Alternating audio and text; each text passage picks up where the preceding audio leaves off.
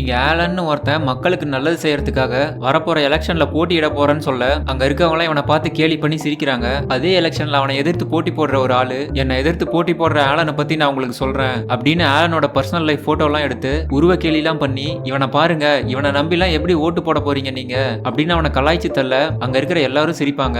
Alan அழுதுகிட்டே கார்ல வந்து உட்காந்துப்பான். அப்ப ஆலனோட ஃப்ரெண்டு நான் உனக்கு ஹெல்ப் பண்றேன்னு அவன் சொல்லி இவனுக்கு முடி வெட்டி விட்டு எக்ஸசைஸ் பண்ண வச்சு அவன் வாக்கிங் ஸ்டைல் எல்லாம் மாத்தி நடை உடை பாவனை எல்லாத்தையும் இம்ப்ரூவ் பண்ணி கோட் சூட் எல்லாம் போட்டு விட்டு ஆளையே மாத்திடுவான். அரசியல்னா என்ன எப்படி இருக்குன்னு ஆலனுக்கு ட்ரைனிங் எல்லாம் கொடுத்து மக்கள் முன்னாடி எப்படி பேசணும்னு சொல்லி கொடுத்து இவனும் அதே மாதிரி நல்லா பேசி மக்களோட கவனத்தை ஈர்க்கிறான். கருத்து கணிப்புல இவனுக்கு ஓட் பர்சன்டேஜ் எல்லாம் கொஞ்சம் கொஞ்சமா ஏறுது. இதை பார்த்து அவனோட ஆப்போனன்ட் டிம்முக்கு நர்வஸ் ஆகுது. இவனை பார்த்து ஆலன் வெளியே வந்த உடனே நான் ஒரு பேபிக்கு கிஸ் பண்ண போறேன்னு சொல்லிட்டு போக பப்ளிசிட்டி வேணும்னு நான் அந்த குழந்தைய கிஸ் பண்ண போறேன்ட்டு டிம்மும் போவான். ரெண்டு பேரும் தள்ளுமுள்ளாகி ஆலன் டிம்மோட மூஞ்சிலேயே அடிச்சுட்டு அந்த குழந்தைய கிஸ் பண்ண போவான். அப்போ டிம் அவன் பின்னாடி வந்து ஓங்கி அவனை ஒரு குத்து விட வர கரெக்டா ஆலன் விலகின்றான். டிம் அந்த குழந்தையோட மூஞ்சிலேயே குத்திடுறான்.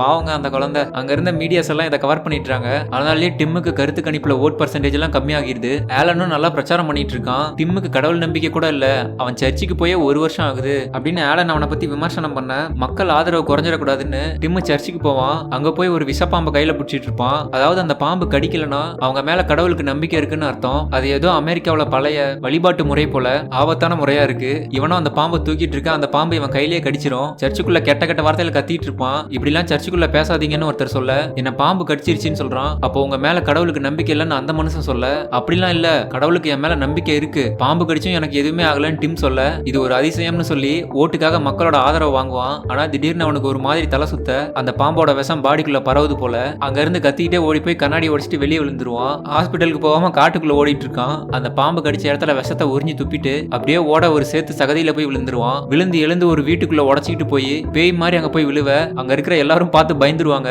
அந்த வீட்டுக்குள்ள இருந்த குடும்பமே கத்திட்டு இருக்கும். எல்லா பொருளையும் உடச்சி அங்க காட்டு கத்திட்டு இருப்பான். நெக்ஸ்ட் டே டிம் ஹாஸ்பிட்டல்ல இருக்க இவன் கையை பாம்பு கடிச்சதுனால எவ்வளவு பெருசு வீங்கி போயிரும். இந்த சம்பவத்தினாலே அடுத்த கருத்து கணிப்புல இவனோட ஓட் பர்சன்டேஜ் மறுபடியும் குறைய ஆரம்பிக்குது. சரி இனிமே நமக்கு வேற வழி இல்லைன்னு ஆலன் ஜெயிக்க கூடாதுன்னு ஸ்பை கேமரா வச்சுக்கிட்டு ஆலனோட வீட்டுக்கு போக அவன் ஈஸியா கேமராவை கண்டுபிடிச்சிருவான். இருந்தாலும் அந்த கேமராவை ரிமூவ் பண்ண சொல்லிட்டு ஆலன் அவனை உள்ள கூப்பிட்டு ஃப்ரெண்ட்லியா பேச ரெண்டு பேரும் சரக்கு அடிப்பானுங்க. அப்புறம் கொஞ்ச நேரம் கழிச்சு டிம் வெளியே போன உடனே ஆலன் போலீஸ்க்கு கால் பண்ணி இங்க ஒருத்தன் ட்ரங்க் அண்ட் டிரைவ் பண்றான்னு சொல்ல டிம்ம போலீஸ் அரெஸ்ட் பண்ணிடுறாங்க. இந்த மாதிரி குடிச்சிட்டு வண்டி ஓட்டவுமே மக்கள் மத்தியில இவனோட ஆதரவு மறுபடியும் குறையுது. டிம்முக்கு எலெக்ஷன்லயும் ஆலன் வின் பண்ணி மாபெரும் வெற்றி பெற்று மக்களுக்காக நல்லது பண்ண ஆரம்பிக்கிறான்.